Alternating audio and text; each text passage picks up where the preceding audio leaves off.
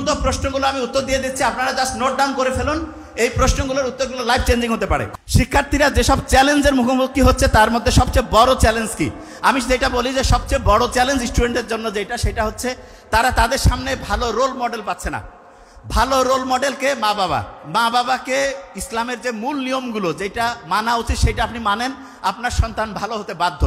মা বাবা যদি ভালো হয়ে যায় সন্তান ভালো হবে। তবে এখানে একটা জিনিস বলি, সম্ভবত নূহ আলাইহিস সালামের ছেলে কিনান, ও কিন্তু সঙ্গদোষে নষ্ট হয়ে গেছিল। এই জন্য আপনারা আপনার সন্তানকে কার সাথে সে মিশতেছে এটা খুব এনশিওর করবেন। যাদের সাথে মিশে তাদেরকে বাসায় ডাকবেন, একসাথে খাওয়াবেন। আগেকার দিনে আমরা যেটা দেখতাম, ফ্যামিলি, আত্মীয় স্বজন সবাই সবার বন্ধু বান্ধবকে চিনত। এই কাজটা সবাই করবেন, অসাধারণ ভবিষ্যৎ বাংলাদেশের অপেক্ষা করছে। এরপরে যেটা বলছে সেটা শিক্ষার্থীরা কিভাবে পাঠ্যক্রম বহির্ভূত কার্যকলাপ এবং ব্যক্তিগত জীবনের সাথে একাডেমিক সাফল্যের ভারসাম্য বজায় রাখতে পারে। হ্যাঁ, এটার জন্য আমি একটা ফর্মুলা বলি, 80-20 ফর্মুলা। কি ফর্মুলা? 80-20 মানেটা কি? সে প্রত্যেক দিন যেই টাইমটা পড়বে, সেটার 5টা ভাগ করবে। 5টা ভাগের মধ্যে 4টা ভাগ সে একাডেমিক পড়া পড়বে। তার মানে সে যদি 5 ঘন্টা পড়ে, 4 ঘন্টা একাডেমিক পড়া, 1 ঘন্টা সে একাডেমিকের সাথে কানেক্টেড অন্য পড়া। কি পড়বে?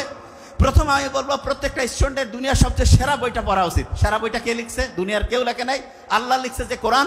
এটা প্রত্যেকটা স্টুডেন্টের প্রত্যেক বছর এটা ম্যান্ডেটরি একবার এমন হওয়া উচিত আমার মতে প্রত্যেকটা স্টুডেন্টের জীবনে, যে আমার বয়স হচ্ছে 70 বছর, আমি 70 বছরে প্রথম 5, 7, 10 বছর পরে কোরআন পড়া শুরু করছি। প্রত্যেক বছরে একবার গোটাল কোরআনটা বাংলা অর্থ অন্তত আমি পড়ছি। আরবিতে আপনি পড়লে তো আরো সওয়াব। বাংলায় যত বেশি পড়বেন, যত বুঝবেন, তত এটা থেকে এর অসাধারণত্ব বের করতে পারবেন। তার মানে 80-20, 80% টাইম টেক্সট বুকের পড়া, আর 20% টাইম প্রথমে কোরআন হাদিস, তারপরে বিজ্ঞানের সাথে সম্পর্কিত ব্যাপারগুলো পড়বে। আস্তে আস্তে ইনশাল্লাহ ব্রেইনের ক্যাপাসিটি বাড়বে। একটি সফল ছাত্র জীবন গঠনে শৃঙ্খলা কি ভূমিকা পালন করে? দেখেন, আপনি যখনই একটা ডায়েরি লিখবেন, ডায়েরি লেখার সাথে সাথে রুটিনে আগামীকাল কি করবেন এটা যখন লিখবেন, সাথে সাথে 25 থেকে 40% আপনার অ্যাক্টিভিটি বাড়বে। মানে ব্রেইনের পাওয়ার 25 থেকে 40% বাড়বে। কিরকম? ইসলামে একটু বলেন তো আমাকে, যে আমরা যে হচ্ছে প্রথম রোজাটা যে রাখি মাগরিবের নামাজের পরে, যখন সূর্য চাঁদ উঠলো, তারপরে আমরা আহলান সাহলান রোজা চলে আসছে, তারাবির নামাজের প্রিপারেশন নেই না?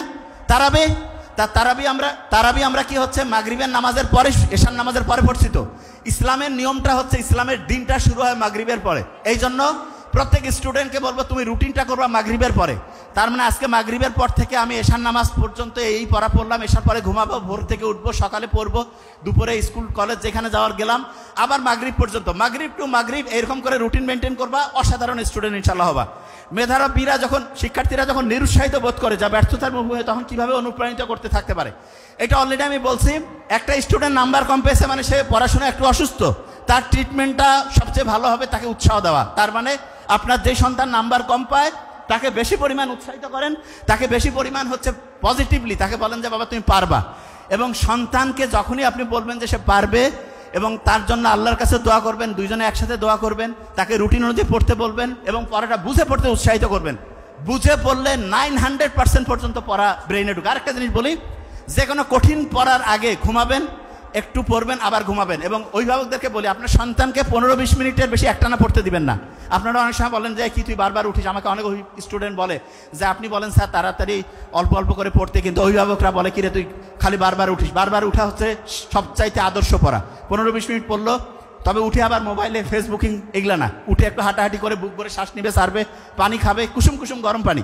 ওই যে আমার পানির বটটা কই জানি না, কুসুম কুসুম গরম পানি খাবে, গরম ঠান্ডা সবসময়। ব্রেইনের অ্যাক্টিভিটি বাড়বে, এটা খুব ইম্পর্টেন্ট। এরপরে যেটা বলছে, ভবিষ্যতে সাফল্যের জন্য প্রস্তুতি নেওয়ার জন্য শিক্ষার্থীদের কি অভ্যাস গড়ে তোলা উচিত? একটা ফর্মুলা আছে ইংরেজিতে, সেভার্স ফর্মুলা। এটা কি? প্রত্যেকদিন সকালে উঠে সাইলেন্ট মুডে চলে যাবে। সাইলেন্ট মুড মানে আল্লাহর কাছে আমি সাহায্য চাচ্ছি, আল্লাহ তোমাকে রহম করো। এরপরে আল্লাহর কাছে চাবা যে আল্লাহ আমার ব্রেন দৈনিক বাড়তেছে, আমি যাতে বড়দের সম্মান করতে পারি, আব্বা আম্মার জীবনটা অসাধারণ করতে পারি, এই চিন্তাগুলো করবে। এরপরে হচ্ছে ভবিষ্যতে যেটা হইতে চাও, ডাক্তার, ইঞ্জিনিয়ার, পলিটিক্যাল লিডার, যা হইতে চাও সেটা হয়ে গেছো, এবং সেইটা হইতে গেলে যেই কাজ করা লাগে সেটা রুটিন অনুযায়ী করবা। প্রত্যেকদিন একটু এক্সারসাইজ করবা, নামাজ পড়বা, কোরআন করবা, এই অনুযায়ী পড়তে থাকো, ইনশাল্লাহ অসাধারণ কিছু হবে।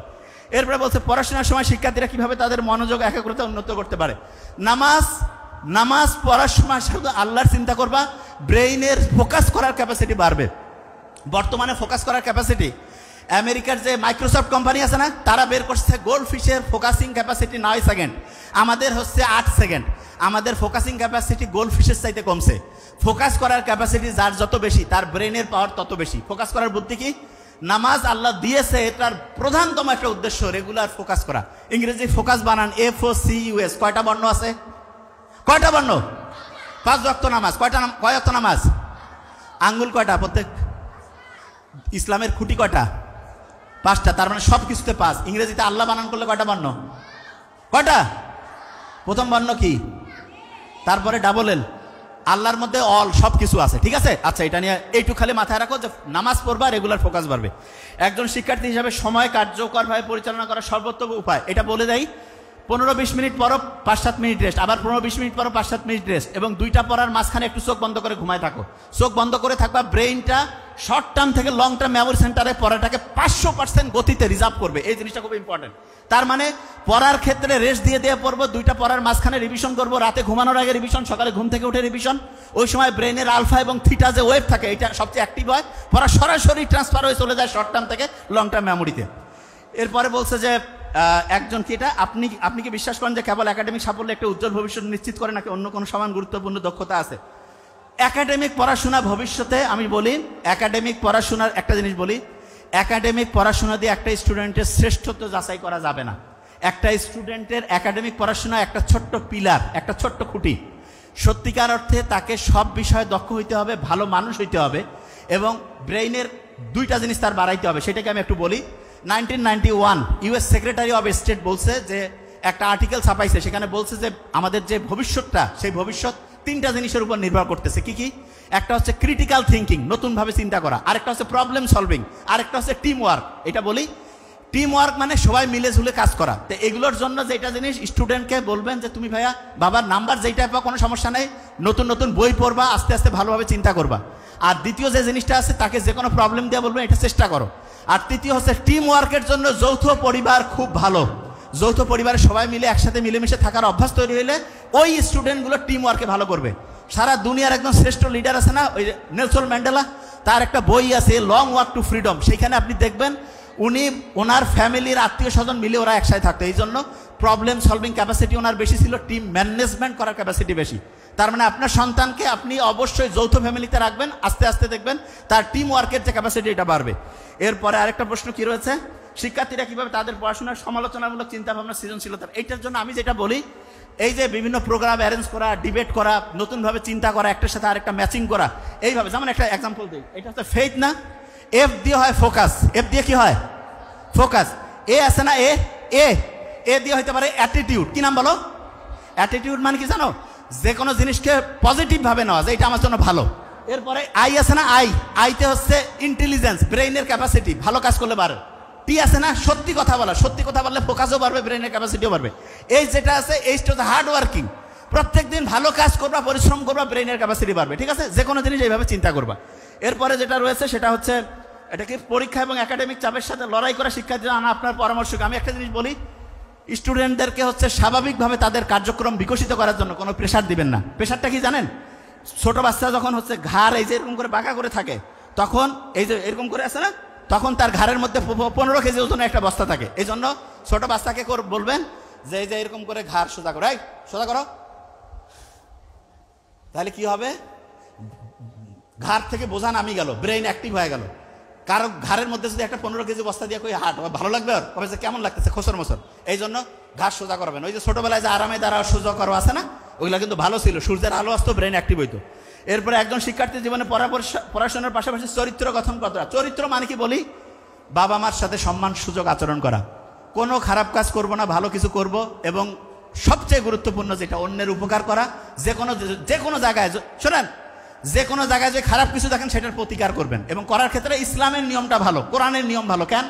মুহাম্মদ সাল্লাল্লাহু আলাইহি ওয়াসাল্লাম কিন্তু নবুয়ত পেয়েছে কত বছর বয়সে? 40 না? কত? 40। উনি কিন্তু একটা শান্তি সংঘ তৈরি করছিল প্রবলেম সলভ করার জন্য, 17 বছর বয়সে, নাম হিলফুল ফুজল।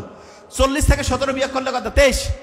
এই 23 বছরে মুহাম্মদ সাল্লাল্লাহু আলাইহি ওয়াসাল্লাম সেরকম অসাধারণ কিছু করে নাই, কিন্তু সবচেয়ে অসাধারণত্ব করছে 40-এ যখন নবুয়ত পাইলো, তারপরে 63 বছর পর্যন্ত। 40 আর 63 পার্থক্য কত? 23। এইখানেও 23, নবুয়তের আগেও 23, 23-এ উনি চেষ্টা করছে, কিন্তু প্রথম 23 বছরে কোনো মেসেজ ছিল না, কোরআন ছিল না। আর যখনই কোরআন আসছে, অসাধারণ কাজ করে সবচেয়ে সেরা কিছু, একদম গোটাল জাতি একদম চেঞ্জ করে ফেলছে। তার মানে কোরআনকে সাথে নিয়ে অসাধারণ কাজ করলে সবচেয়ে সেরা কিছু করতে পারবো। এরপরে হচ্ছে একজন শিক্ষার্থী শিক্ষা জীবনের নৈতিক কি বিশ্বাস এবং নৈতিকতা। আমি বারবার বলছি, প্রথম হচ্ছে আল্লাহ আমার জন্য ভালো কিছু করবে যদি আমার নিয়াত ভালো থাকে, এবং এই চিন্তা করে যেই কাজে করব সবচেয়ে অসাধারণ হবে, ভালো হবে।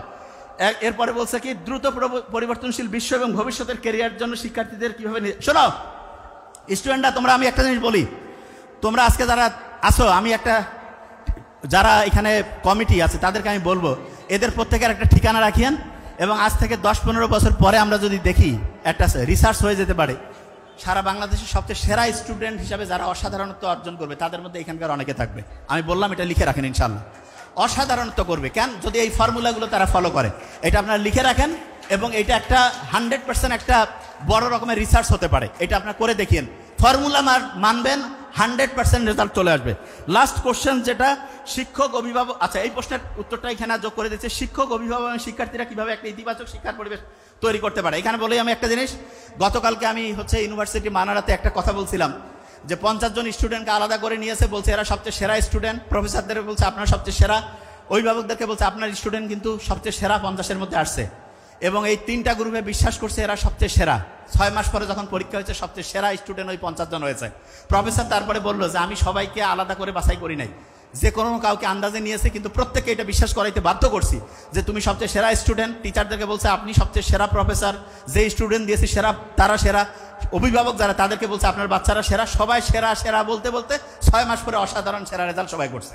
এই জিনিসটা সবার মধ্যে নিয়ে আসলে অসাধারণত্ব ইনশাল্লাহ চলে আসবে।